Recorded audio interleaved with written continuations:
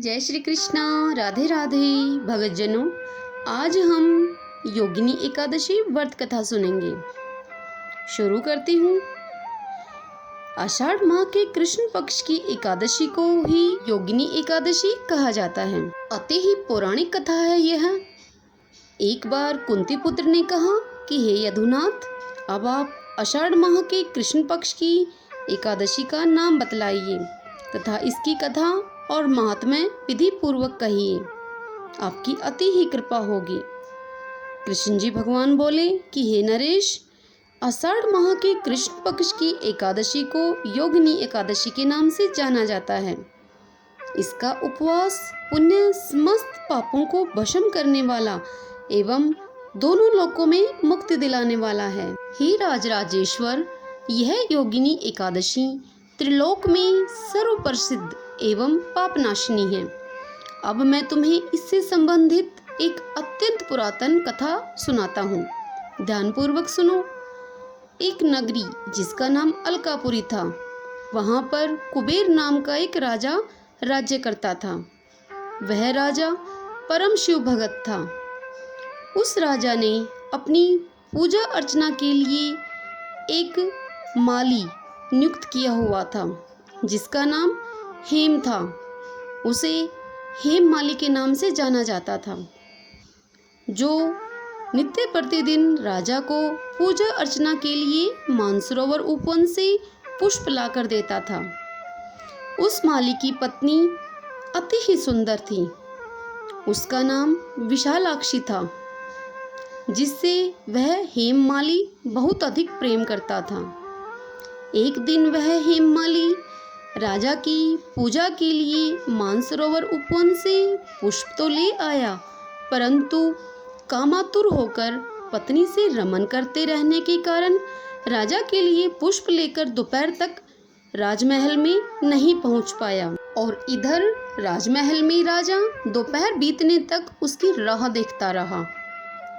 और जब वह हेममाली दोपहर तक भी पुष्प लेकर राजमहल में नहीं पहुंचा, पूजा स्थल पर राजा के समक्ष उपस्थित नहीं हो सका, तो अब राजा ने क्रोधपूर्वक अपने सैनिकों को उसका पता लगाने के लिए भेजा और उनसे कहा कि वह अभी तक पुष्प लेकर क्यों नहीं आया है, तुम जाकर इसका पता लगाओ।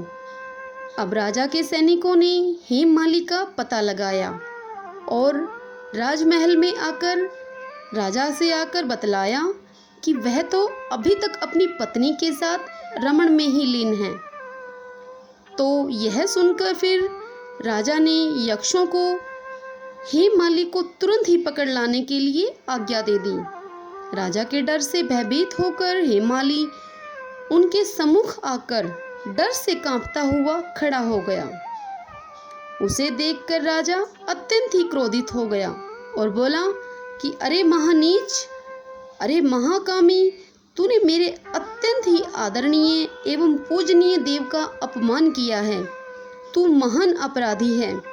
अतः मैं तुझे श्राप देता हूँ कि तू मृत्युलोक में जाकर पत्नी वियोग सहेगा और तू कोढ़ी बन जाएगा। तत्पश्चात कुबेर के श्राप के अधीन वह हेममाली उसी समय स्वर्गलोक से मृत्युलोक में आकर पत्नी से बिछुड़ गया और मृत्युलोक में कोढ़ी बनकर महान दुख पाने लगा। परंतु शिव भक्ति के प्रभाव से उसकी स्मरण शक्ति बनी रही और हेममाली को अपने पिछले जन्म की सुध भी रही। इस प्रकार अपने पूर्व जन्म के कुकर्मों को याद कर वह दुख भोगता रहा और इधर उधर भटकते हुए वह एक दिन हिमालय पर्वत के करीब मार्कंडेय ऋषि के आश्रम में जा पहुंचा। वहां मार्कंडेय ऋषि अत्यंत तपस्वी और वयोवृद्ध थे। अपने आश्रम में बैठे हुए मार्कंडेय ऋषि ब्रह्मा जी के समान प्रतीत होते थे। उनका आश्रम भी ब्रह्मा जी की राजसभा के जैसा ही लगता था। अब हेममाली अपनी दुखित अवस्था में उसी अवस्था में ऋषि मार्कंडेय के सामने आया उसने ऋषि को नमन किया और उनके चरणों के नजदीक ही जाकर बैठ गया। ऋषि ने हेममाली को ध्यान से देखा और कहा कि अरे, तू किस खोटे कर्म से यह कोढ़ी हो गया और तुझे ये क्या दुख है। इस पर हेममाली ने ऋषि से कहा कि हे मुनि, मैं यमराज कुबेर का सेवक था और मेरा नाम हेममाली है। राजा की पूजा के लिए नित्य प्रति मैं पुष्प लाया करता था। तब एक दिन अपनी पत्नी के साथ विहार करते करते मुझे देरी हो गई और दोपहर तक पुष्प लेकर मैं राजा के समक्ष नहीं पहुंचा। तत्पश्चात इस बात पर राजा कुबेर ने क्रोधित होकर मुझे श्राप दे दिया कि तू अपनी पत्नी का वियोग भोगेगा और मृत्युलोक में जाकर कोढ़ी बनेगा तथा अत्यंत दुख भोगेगा। और इस प्रकार मैं कोढ़ी हो गया हूँ और तब से ही महान दुख भोग रहा हूँ। हे ऋषिराज, अब आप कोई ऐसा उपाय बतलाइए जिससे मेरी मुक्ति हो सके। हेममाली की उस व्यथा को जानकर ऋषिराज बोले कि हे हेममाली, तूने सत्य वचन बोले हैं, अतः मैं तुझे मुक्ति का उपाय बतलाता हूँ। अगर तुम आषाढ़ माह के कृष्ण पक्ष की एकादशी योगिनी का उपवास विधि विधान से पूरा करोगे तो तुमको इस दुख से मुक्ति मिलेगी और तुम्हारे सारे पापों का विनाश हो जाएगा। हेममाली ऋषि के यह वचन सुनकर अत्यंत ही प्रसन्न हुआ और उसने ऋषि के कथन अनुसार योगिनी एकादशी व्रत को विधि विधान पूर्वक पूरा किया। योगिनी एकादशी उपवास के पुण्य प्रभाव से वह अपनी असली रूप में लौटकर पहले जैसा ही हो गया। उसे उसकी पत्नी भी मिल गई और वह उसके साथ पुनः विहार करने लगा। हे धर्मनंदन, 88,000 ब्राह्मणों को भोजन देने से जो फल प्राप्त होता है वह फल एकमात्र इस योगिनी एकादशी के उपवास करने से प्राप्त हो जाता है। यह उपवास समस्त पापों को नष्ट करने में सहायक होता है। मरणोपरांत स्वर्ग की प्राप्ति भी होती है इससे। और पीपल को काटने का जो पाप लगता है उस पाप से भी यह एकादशी व्रत मुक्ति दिलाता है।